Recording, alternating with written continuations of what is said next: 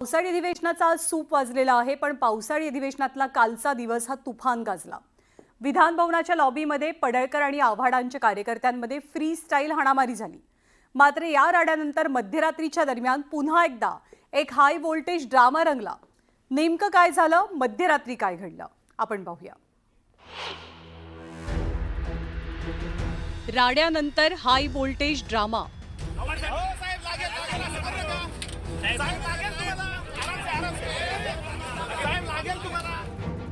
मध्यरात्री विधान भवनात रंगला वाद.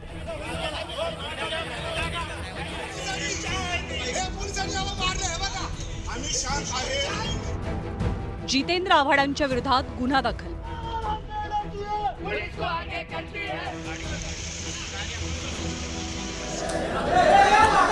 विधान भवनात झालेल्या राड्या प्रकरणाचे विधान भवन परिसरात रात्रभर पडसाद उमटले. या राड्या प्रकरणी जितेंद्र आव्हाडांचे कार्यकर्ते नितीन देशमुख आणि गोपीचंद पडळकरांचे कार्यकर्ते ऋषी उर्फ सर्जेराव टकले यांना विधान भवनातील सुरक्षा रक्षकांनी विधान भवनातल्या सुरक्षा कक्षात ताब्यात ठेवलं होतं. या राड्या प्रकरणी मरीन ड्राईव्ह पोलीस ठाण्यात गुन्हाही दाखल झाला. नितीन देशमुख यांच्यावर गुन्हा दाखल झाल्याची माहिती मिळताच जितेंद्र आव्हाड विधान भवन परिसरात दाखल झाले.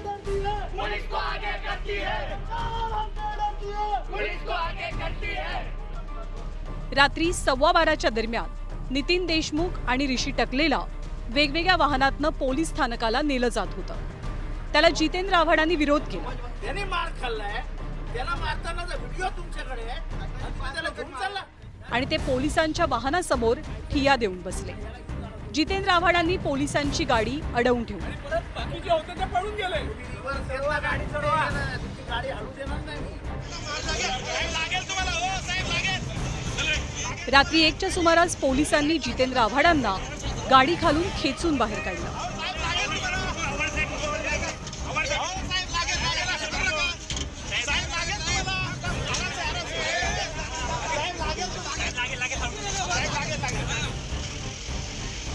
आणि नितीन देशमुखला पोलीस स्थानकाकडे नेण्यात आलं.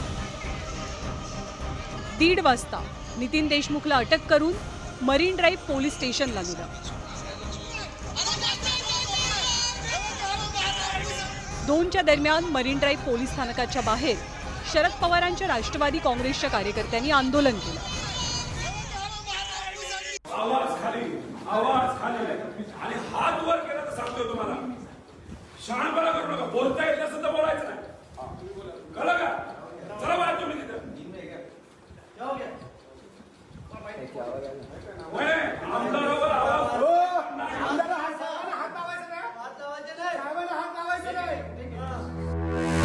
2:30 वाजताच्या दरम्यान जितेंद्र आव्हाड आणि रोहित पवार दोघेही आझाद मैदान पोलीस स्थानकात दाखल झाले आणि त्यावेळी पोलीस स्टेशन बाहेर धरणं आंदोलन केलं गेलं.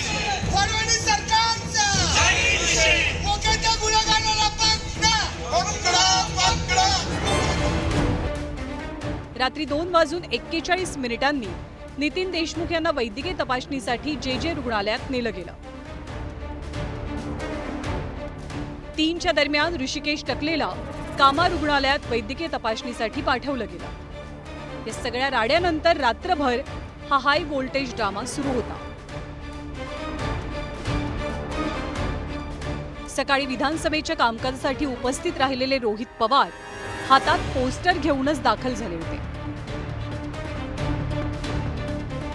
त्यांनी सरकारवर जोरदार निशाणा साधला. न्यू आका इन मेकिंग आहे, त्यांना आत्ताच कंट्रोल करा. आणि जर कंट्रोल या सरकारने केलं नाही तर ह्यांना उद्याच्या काळामध्ये कंट्रोल करणं अवघड राहील. दुर्दैव एवढंच आहे, बीजेपीचे मोठे मोठे जे नेते आहेत ते काय करतात, अशा लोकांचा वापर करतात इतर नेत्यांवर खालच्या पातळीवर जाऊन बोलायला. सरकारी कामात अडथळा निर्माण केल्याप्रकरणी जितेंद्र आव्हाडांवर गुन्हा दाखल झालाय.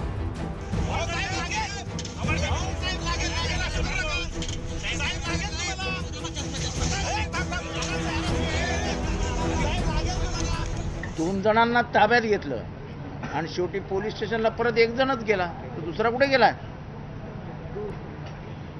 आता हे प्रश्न पोलिसांना विचारले तर माझ्यावर गुन्हा दाखल झाला. ठीक आहे, त्याच्याने मला काय हे मी 45 वर्ष आम्ही हेच आंदोलन आणि ह्याच्यातच आमचं आयुष्य गेलेलं आहे.